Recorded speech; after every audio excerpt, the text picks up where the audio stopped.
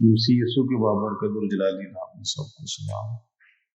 آج سے ہم ایک نیا سلسلہ شروع کر رہے ہیں، حقیقت المسیح آذرو قرآن یا مسیح قرآن کی نظر میں، اور اس سے بیشتر کہ ہم مسیح کا مقام جو ہے جانیں، اس سے پہلے ضروری ہے کہ ہم اس کی والدہ محترمہ مقدسہ مریم کا مقام جانیں۔ مسیح کی شان اور عظمت سمجھنے سے بیشتر حضور کی والدہ محترمہ کا مقام جاننا ضروری ہے۔ خدا نے ایک خاص انتظام اور مقررہ ترتیب کے متحد حضور المسیح کو پیدا کیا۔ پاک باز مریم اپنی پیدائش سے قبل ہی بطن مادر سے اللہ کے سپرد اور اس کی نظر ہو چکی تھی، اور قرآن کریم میں آیا ہے، عمران کی عورت نے کہا کہ اے میرے رب،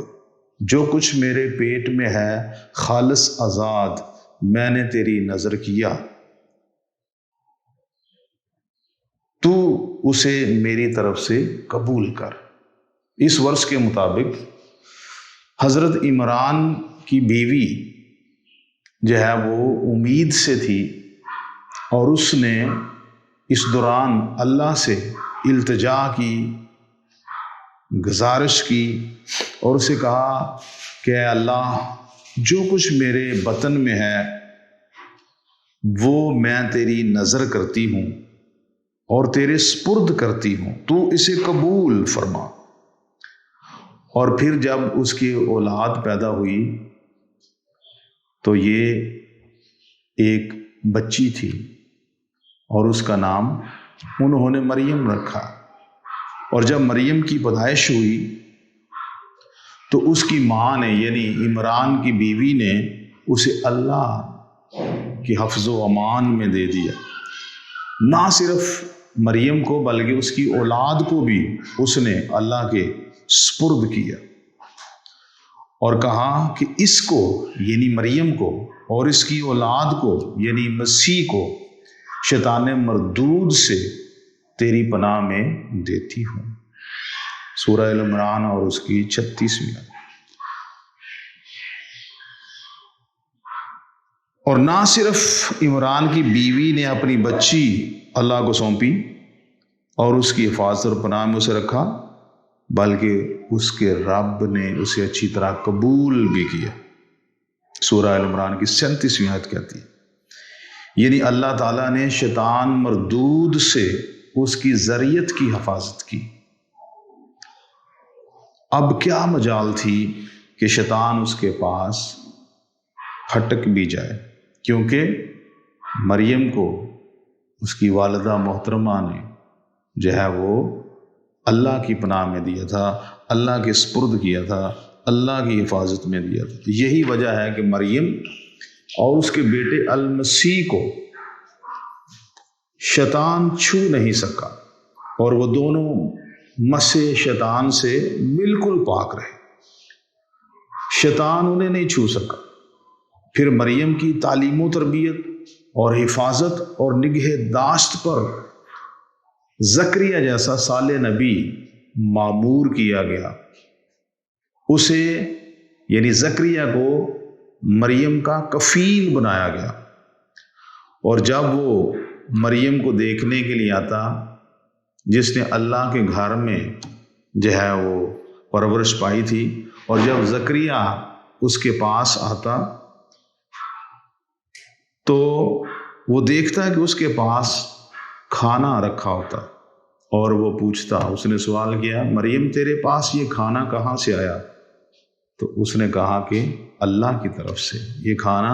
اللہ نے جو ہے وہ میرے پاس بھیجا ہے۔ ایسی عورت جس کی بدولت ساری زمین برکت والی بنی، ایسی عورت کو خدا نے حضور کی ماں بنایا، جو از مہد تا لحد اللہ کی حفاظت میں رہے، یعنی کہ وہ اپنی پیدائش سے لے کر مرنے تک وہ اللہ کی پناہ میں تھی، کیونکہ اس کی پیدائش سے پیشتر جب وہ اپنی ماں کے بطن میں تھی اس کی ماں نے اسے اللہ کے سپرد کیا اور اللہ نے اس کو قبول کیا اور اس کی حفاظت فرمائی۔ نہ صرف مریم کی حفاظت بلکہ اس کی اولاد یعنی حضرت مسیح کی بھی جو ہے وہ حفاظت کی۔ ایسی عورت کو خدا نے حضور کی ماں بنایا اور وہ خدا کے حضور گزرانی گئی، نظر کی گئی، اور فرشتوں نے مقدسہ مریم کے حق میں کہا کہ اے مریم، اللہ نے تجھے پسند کیا، تجھے چن لیا اور تجھے پاک کیا۔ یہ کتنی خوبصورت بات ہے کہ اے مریم، اللہ نے تجھے پسند کیا، اللہ نے تجھے چن لیا اور اللہ نے تجھے پاک کیا تاکہ تجھ سے پاک اولاد پیدا ہو۔ فرشتے جو ہیں وہ اس بات کی گواہی دے رہے ہیں، اور سارے جہان کی عورتوں پر تجھے برگزیدہ کیا۔ فرشتے کہہ رہے ہیں اور سارے جہان کی عورتوں سے تجھے برگزیدہ کیا، تجھے مبارک کیا۔ سورہ آل عمران اور اس کی 39ویں آیت۔ تمام مذہبی تاریخ میں کوئی دوسری عورت نہیں جس کی پاک بازی کی قسم قرآن نے کھائی، ماں سوائے بی بی مریم کے کسی عورت کی پاکیزگی کی قسم جو ہے وہ قرآن نے نہیں کھائی۔ جو اللہ کی نظر میں یہاں تک پسند ہو، جسے تمام جہان کی عورتوں پر فضیلت ہو، جو بس اللہ کی ہو، وہ اللہ کی نظر کی گئی، وہ اللہ کے سپرد کی گئی، وہ اللہ کی حفاظت میں دی گئی، اور وہ بس اللہ کی ہو کر رہی اور اسی کی رہی، پیدائش سے قبل اور پیدائش کے بعد، بلکہ ہمیشہ جو بما اپنی اولاد کے شیطان رجیم کے مس سے پاک رہی۔ صرف یہ دو ہستیاں ہیں، مقدسہ مریم اور حضرت مسیح عذرو قرآن۔ قرآن کے مطابق صرف ان دو ہستیوں کو شیطان رجیم جو ہے وہ چھو نہیں سکا۔ اس کے علاوہ ہر ایک نسل انسانی کو جو پیدا ہوتی ہے، ان سے پہلے پیدا ہوئی ہے، ان سب کو شیطان رجیم نے جو ہے وہ مس کیا ہے، چھوا ہے، لیکن ان کو وہ چھو نہیں سکی کیونکہ یہ خاص پلان اور خاص ترتیب کے ساتھ اللہ کے پلان کے مطابق جو ہے وہ ان کو پاک پیدا کیا گیا، ان کو راست باز پیدا کیا گیا، ان کو پاکیزگی بخشی گئی، اور مقدسہ مریم کو جہان کی تمام عورتوں میں فضیلت بخشی، جس کی اس قدر اہتمام کے ساتھ پرورش کی گئی، جو خدا کے پاک اور با برکت گھر مسجد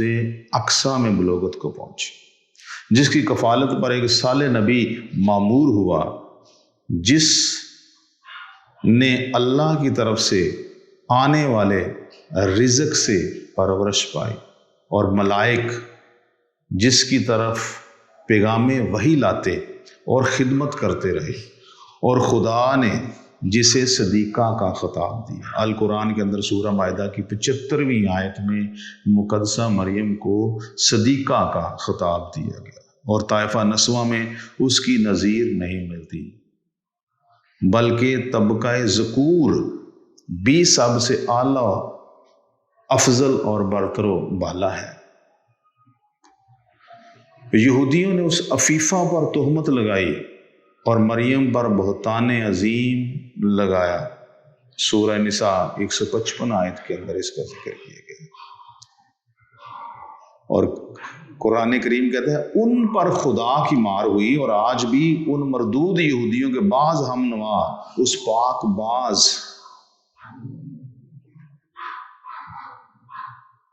عورت پر زبانیں تان دراز کرتے ہیں اور اس لعنت میں شریک ہوتے ہیں جو یہودیوں کے لیے مقدر ہے، اور افسوس ہے کہ یہ لوگ اپنے آپ کو مسلمان بھی کہتے ہیں۔ قرآن میں لکھا ہے کہ جو لوگ پاک دامن عورتوں کو تہمت لگائیں وہ فاسق ہیں۔ بعض علماء، بعض لوگ کہتے ہیں کہ مریم کی تعریف و ستائش کی قرآن کو محض اس لیے ضرورت پڑی کہ اس پر یہودیوں نے الزام لگائے اور قرآن کو ان الزامات کا رد کرنا منظور تھا، اس کی تردید کرنا تھا، ورنہ وہ دنیا سے نرالی عورت نہ تھی اور اس کی پاک دامنی باقیوں سے بڑھ کر نہ تھی۔ یہ بعض لوگوں کا خیال ہے۔ ہم کہتے ہیں کہ اگر نور ایمان کسی کے دل سے ہٹ جائے یا مٹ جائے اور قرآن مجید سے وہ ہاتھ دھو بیٹھے تو چاہے جو وہ کہہ گزرے، ورنہ اسے یہ قول زبان پر لاتے ہوئے شرمانا چاہیے۔ مریم کی پاک بازی تو تب ہی ثابت ہو گئی جب قرآن کریم نے اسے صدیقہ کا خطاب دیا اور فرمایا اس کی پاک بازی کی شہادت دے دی اور تولد پسر بلا مساس بشرائے کھول کر بیان کر دیا اور کہا کہ اس نے اپنی شرمگاہ کی حفاظت کی۔ سورہ تحریم آیت نمبر 12۔ پھر کیا غرض تھی کہ بلا ضرورت اسے نساء عالمین سے افضل و اعلیٰ کہتا؟ کیا یہ محض بیکار تھا؟ اور معاذ اللہ نرالا جھوٹ، کون صاحب شعور ایسا کہہ سکتا ہے؟ تہمتیں تو پاک بازوں پر بھی لگی، لیکن قرآن کریم نے صرف اس الزام کی تردید کر دی اور بس۔ کیا ضرور تھا کہ اس کے محاسن و محمد میں گن گن کے سناتا اور محض اس لیے اسے وہ درجہ دیتا جس کی در حقیقت وہ مستحق نہ تھی؟ یہ بعض علماء کا خیال ہے، لیکن قرآن کریم نے جو ہے وہ مقدسہ مریم کی عزت و تحریم کی ہے، وہ اس کو اعلیٰ و بلند درجہ دیتا ہے اور اس کو پاک باز، اس کو فیفا، اس کو باکرا، اس کو صدیقہ، اس کو پاک عورت کہتا ہے، پاک دامن عورت کہتا ہے۔ دراصل قرآن کریم کا مقصد ان تفصیلات سے یہ ہے کہ مریم کی فضیلت، طہارت اور برگزیدگی کو ثابت کرے اور دکھائے کہ وہ کیسی رفیع القدر اور اعلیٰ مرتبہ عورت تھی، کیونکہ وہ اپنی پیدائش سے پہلے ہی خدا کی نظر ہو چکی تھی۔ وہ جو ہے وہ اس کو اللہ کے سپرد کیا گیا تھا، اس کی پناہ اور حفاظت میں دیا گیا تھا، اور یہ خدا کا پلان تھا، اور اس پلان کے مطابق اس کی پیدائش سے پہلے ہی اسے جو ہے وہ اللہ کی پناہ میں دے دیا تاکہ شیطان اس کو چھو نہ سکے، کیونکہ اس سے حضور المسیح نے پیدا ہونا تھا، دنیا کے نجات دہندہ نے پیدا ہونا تھا، جس نے دنیا کو نجات دینی تھی، اور اس نے بغیر باپ کے پیدا ہونا تھا، اور اس لیے اس کی ماں بھی افضل و اعلیٰ مرتبہ رکھنے والی عورت ہے، اور قرآن کریم نے اس کی فضیلت بیان کر دی ہے، اور اسے مسیح علیہ السلام کی مبارک ماں بننا تھا۔ ایسے پاک اور بے مثل بیٹے کے لیے ماں بھی مریم ایسی ہی ہونی چاہیے جس کی کوئی نظیر نہ ملتی ہو۔ اب اس ماں کے ہاں ایک بیٹا پیدا ہوتا ہے، صدیقہ کا لال۔ لوگ اس آرزو میں مر گئے کہ اس کے نام کے ساتھ کوئی نسبت انہیں ہو سکے، اور کسی کو اس کے ساتھ نسبت نصیب نہ ہوئی مگر سوائے ایک کے، اور وہ شاگردی اور غلامی کی نسبت ہے۔ مبارک ہیں وہ جنہیں یہ نسبت حاصل ہے، یعنی مسیح کے حواری، مسیح کو ماننے والے اور مسیح پر ایمان لانے والے، مسیح کو اپنا خداوند ماننے والے، اپنا نجات دہندہ ماننے والے اور اس کی قربانی کو قبول کرنے والے۔ آگے چل کر ہم اس کے تعلق سے دیکھیں گے، اور ان کو یہ نسبت حاصل ہے کہ وہ مسیح کی نسبت سے مسیحی کہلاتے ہیں، کیونکہ وہ اس عظیم ہستی پر جو خدا کے پلان کے مطابق ایک نجات دہندہ کے طور پر اس زمین پر پیدا ہوئے اور آئے، اور لوگوں نے اسے قبول کیا، اس پر ایمان لائے اور اس سے نسبت حاصل کی۔ اور آج بھی جو مسیح خداوند کو قبول کرتا ہے اپنا شخصی نجات دہندہ اور اس پر ایمان لاتا ہے، اس کو یہ حق حاصل ہوتا ہے کہ وہ اس سے اس کی نسبت ظاہر کی جائے اور وہ مسیحی کہلائے۔ اور یہ ہمارے لیے ایک عظیم اور معتبر بات ہے کہ ہماری نسبت اس کے ساتھ ہے، اور ہم اس کو ماننے سے اس پر ایمان لانے سے، اسے اپنا خداوند اور نجات دہندہ ماننے سے ہم اس کے برگزیدہ جو ہیں وہ بندے بن جاتے ہیں، اور کلام حق میں، انجیل میں، یوحنا کی انجیل میں آیا ہے کہ جتنوں نے اسے قبول کیا اس نے انہیں خدا کے فرزند ہونے کا حق بخشا، یعنی وہ توحید کے فرزند بن جاتے ہیں۔ آگے جو ہے وہ نیکسٹ ویڈیو میں ہم دیکھیں گے کہ آگے مسیح کی پیدائش کس طرح ہوتی ہے۔ خداوند ہمیں ان باتوں کے وسیلہ سے برکت بخشے۔